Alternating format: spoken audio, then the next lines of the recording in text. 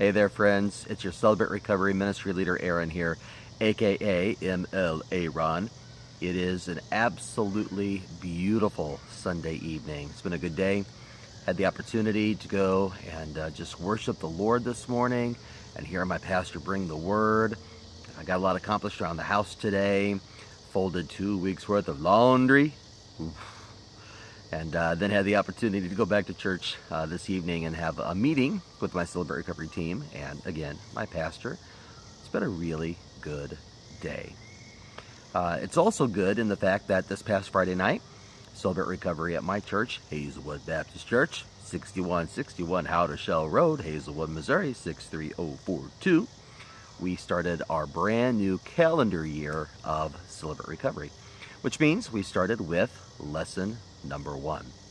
Lesson number 1 deals all about denial. And so I want to talk just a little bit about denial tonight. And I want to start by telling you a story. This is the story of Jane. Now, Jane was a beautiful woman. Jane put a lot of energy into keeping herself as immaculate and beautiful as possible.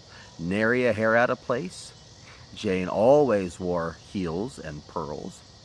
Jane had the best of everything that it took to make her presentable to the rest of the world. Now, Jane carried this out in her house as well.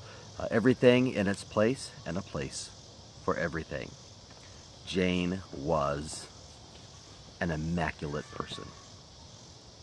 Except for the fact that Jane had a small problem. Jane had a bad case of ick. Now, it really doesn't matter what ick is. It's the fact that Jane had ick. And Jane didn't want anybody else to know that she had ick. In fact, sometimes Jane even convinced herself that she didn't have ick, even though quite clearly she did. Now, whenever a case of ick would crop up, Jane would hastily cover it up by taking a broom and lifting the corner of this beautiful oriental rug, and she would sweep that ick underneath the rug. Now, sometimes she might go for weeks, maybe even months, without being bothered by this problem of ick, but it would eventually crop up again, and every time she would lift the corner of that oriental rug and she'd sweep the ick right under.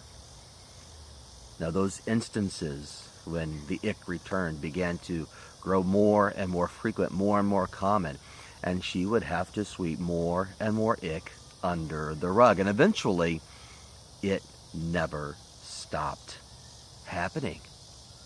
And her life became consumed with covering up this ick by sweeping it under the rug. Now, in time, you can just imagine what happened with that rug. Nobody ever saw the ick, but it was still there. It was just covered by this rug.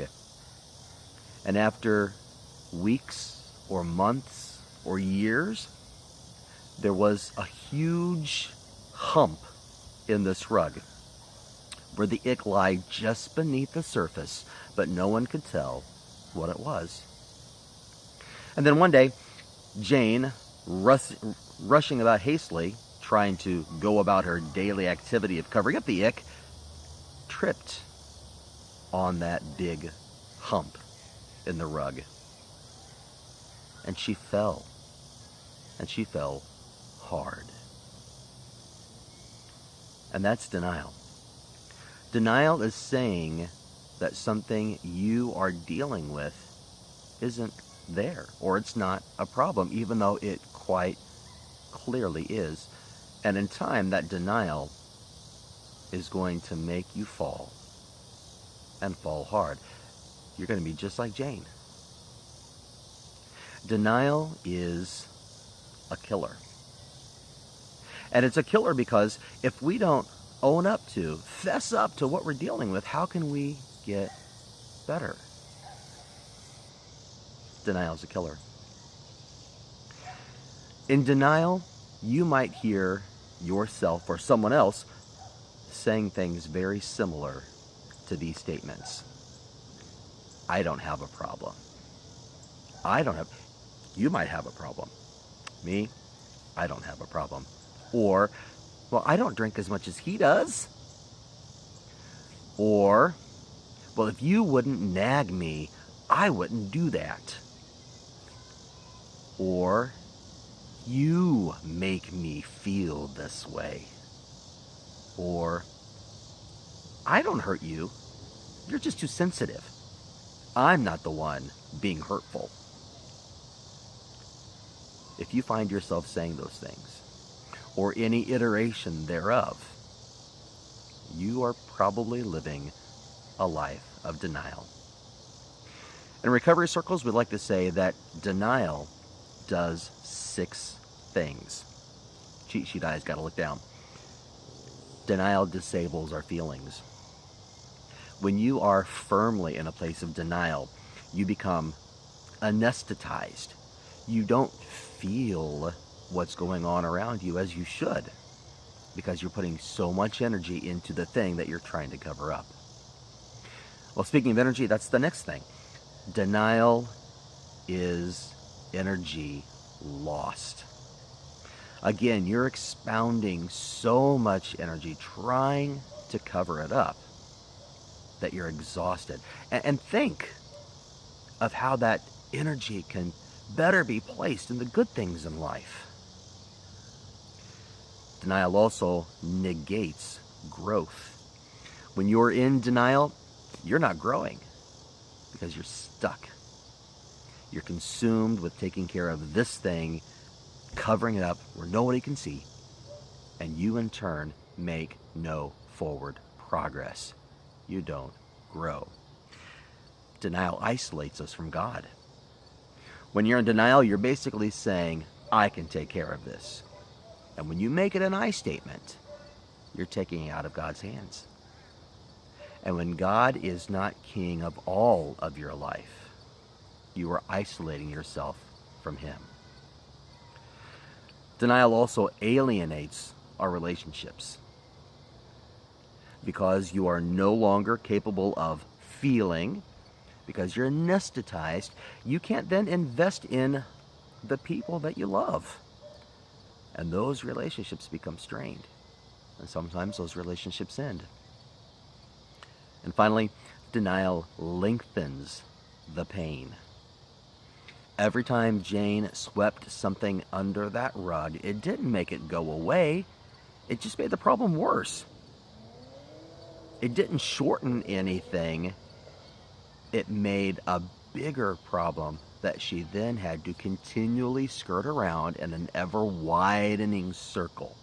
It lengthened the pain. Now, all of those things are part and parcel with denial. So let's go back to Jane for just a minute. Jane tripped on this big pile of ick under the rug, and she's down for the count.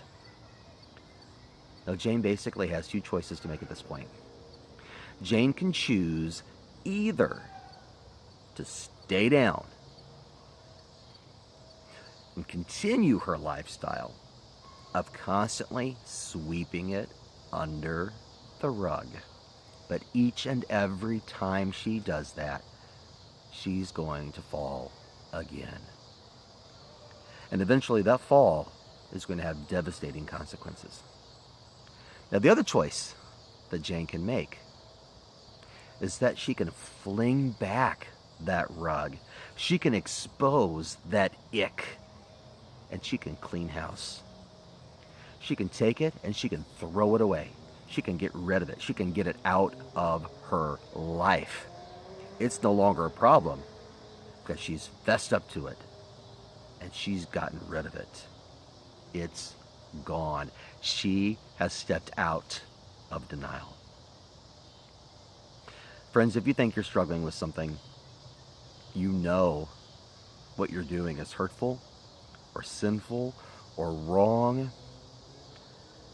don't be trapped in a lifestyle of denial. I lived my life that way for 33 years, denying I had a problem. My problem is with food. I denied that I had a problem. I just like to eat. I'm just big boned. No. I was eating myself to death, and I wouldn't see it. I knew it, but I would never admit it until I fell and I had my wake-up call. Don't live your life in denial. If you're struggling, fling back that rug. Get it out there. And how do you get it out there? You get it out there by talking about it, by attending a group like Celebrate Recovery, where people who love you can just gather around you and help you through this problem. That's what we do. That's what people did for me. That's what people continue to do for me. I'm no longer in denial, but that doesn't mean that I am cured of my issues. I'm in treatment for them, and that treatment is Celebrate Recovery. It worked for me. It'll work for you too. So whatever you're dealing with, fess up to it, admit it, claim it, step out of denial about it, and then you can begin work on healing from it. That's my talk for this Sunday. And this is my mess, but it's his message. Love you, and I'll be talking to you again soon. Bye now.